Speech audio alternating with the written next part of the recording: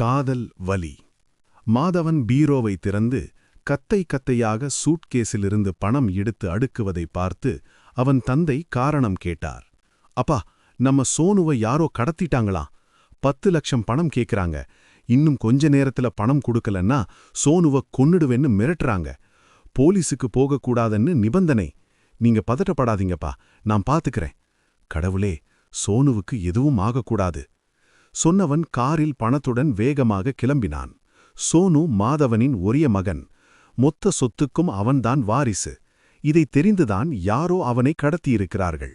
ஆட்கள் நடமாட்டமில்லாத காட்டுப்பாதை. மாதவன் காரை ரோட்டில் விட்டுவிட்டு அவர்கள் சொன்ன இடத்தை நோக்கி நடந்து சென்று கொண்டிருக்கும்போது அந்த குரல் அவனை தடுத்தது. குரல் வந்த திசையில் அவன் திரும்ப அதிர்ந்தான். அங்கே அவன் முன்னாள் காதலி பூஜா சோனுவுடன் நின்றிருந்தாள். என்ன மாதவன், அப்படி பாக்குற?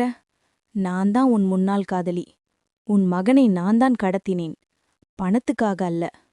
ரொம்ப விருப்பமானவங்கள புரிஞ்சா அந்த பிரிவோட வலி எப்படி இருக்கும்னு உங்களுக்கு புரிய வைக்கத்தான் இந்த கொஞ்ச நேரத்திலேயே உங்க மகனை பிரிஞ்சு அந்த நரக வலியை உணர்ந்துட்டீங்க.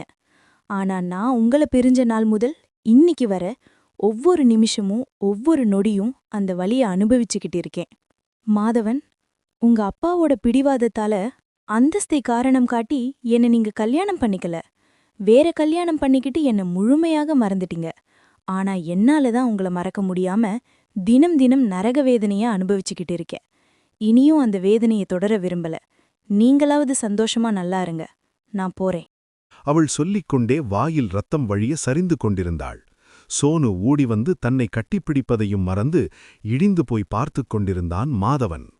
எழுத்து சரவணன் சூர்யா.